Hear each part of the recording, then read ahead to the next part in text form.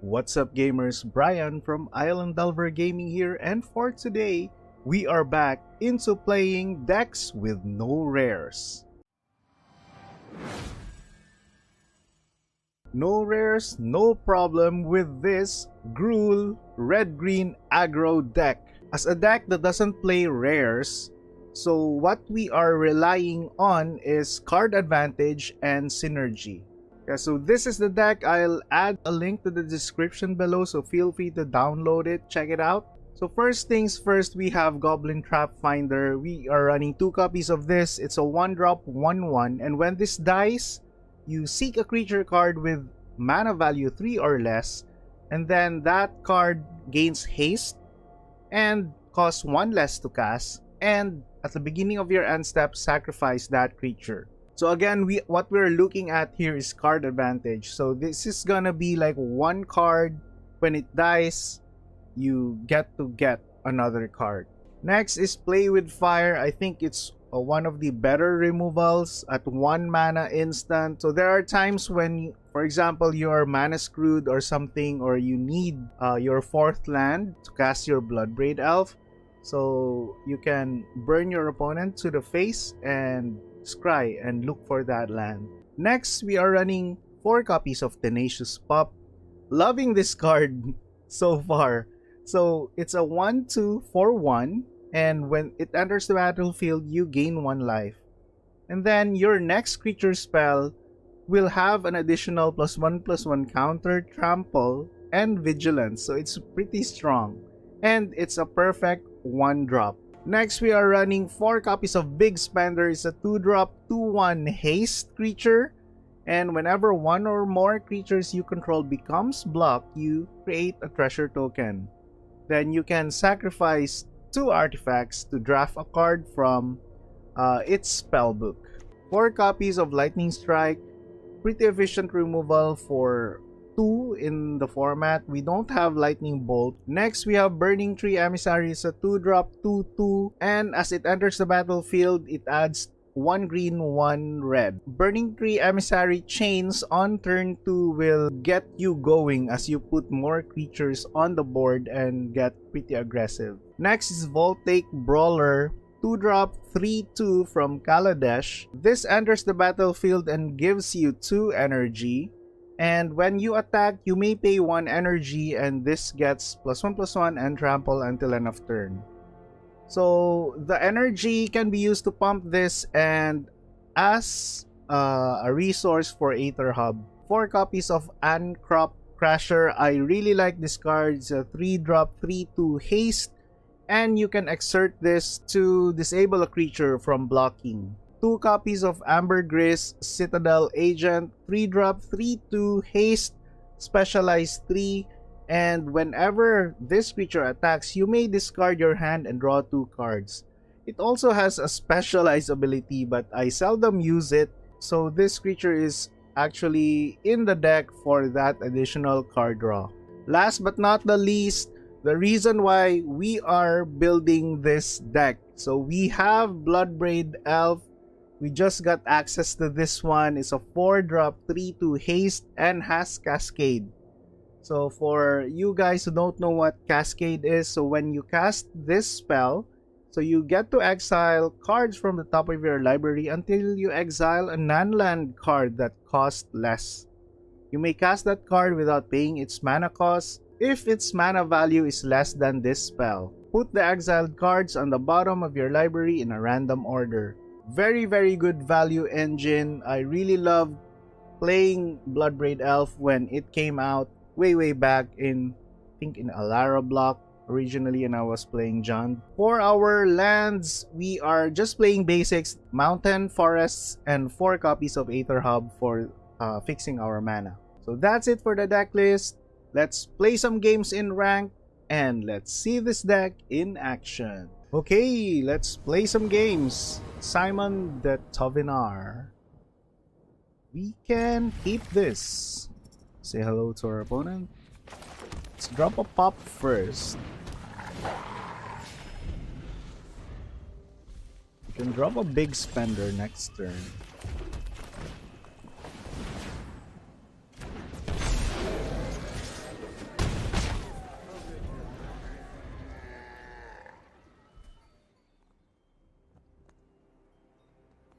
then we can... Oh, very quick game there. Pretty nice. Pop of a big spender. Game 2. Lord Kusinogi. This is a pretty awkward hand, so let's mull this hand. Yeah, I can keep this. We can return one land. We do have big spender in case our opponent blocks. And we drew the land. Say hello to our opponent.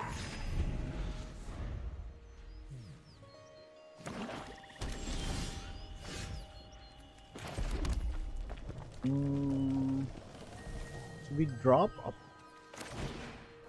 Never mind, let's drop a big spender here. We'll probably be dead. Okay. So big spender not dead. Oh, very nice.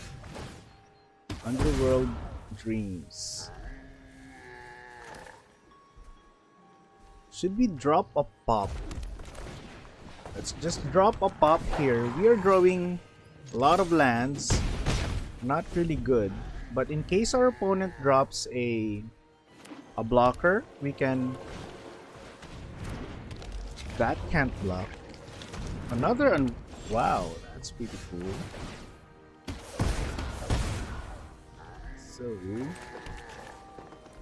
we can just attack and not exert.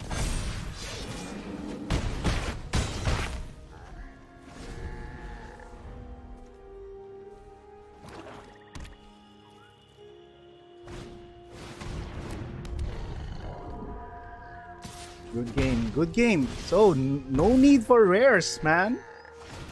Very cool.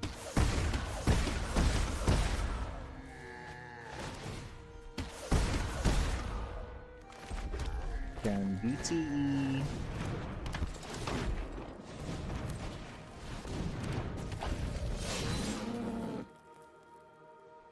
We don't even need to trigger the exert. No rares, no problem. Very nice. 2 games in a row. Let's play one more game to complete the 3 games. Okay, for our 3rd game, Ashen Sugar. Okay, 2 pops. That's pretty cool. Oh, our opponent is blue-red, probably, with this Giganta. Okay, I don't like the matchup. Okay, it's black-green. This can probably... Let's just kill that. That will probably trigger a lot of bigger drops for our opponent.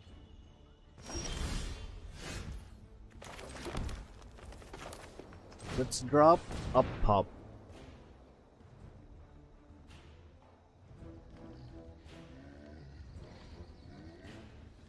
The next turn, drop a pop and a dragon. Or drop a pop, then a brawler. Nice. Oh, why didn't I drop this? Okay, so we definitely did a good job of dropping that. So...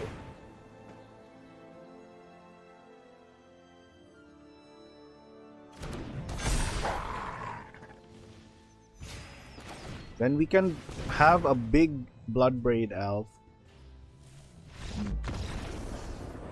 Very nice!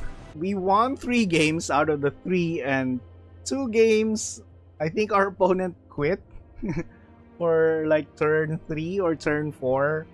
So I guess it's still good, because even though we didn't play the games as a full game, but our opponents don't know that we are running a no rare deck. It's a very budget deck. And getting free wins like that one in rank it's not your loss. you can take those wins. I do believe that this is a pretty cool deck. It's very easy to build. Of course, again, this is a no rare build, and Bloodbraid Elf gives you that card advantage on turn 4. Burning-Tree Emissary can flood the board, so basically it can cast anything from your 1-drops to 2-drops. And if you draw it late game, if you draw it on turn 3, you can drop this and all our turn 3s have haste. So you can cast any of these off of your Burning-Tree Emissary on turn 3, and that is still good. So yeah, this is our deck, and hopefully you can use this deck if you are saving your wild cards. I guess this is a pretty cool value for your wild cards. If you're still new to MTGA, you can definitely build this deck, and it's a pretty strong deck in my opinion. And I built this deck to pay tribute to Bloodbraid Elf, which is very nostalgic for me. Really love this card. Yeah, and that's it for this video. Thank you very much for watching. If you're still with me up to this point, thank you very much. I really appreciate it. Don't forget to like the video if you like this, and subscribe to the channel if you're not yet subscribed. That's it for today. See you in the next video.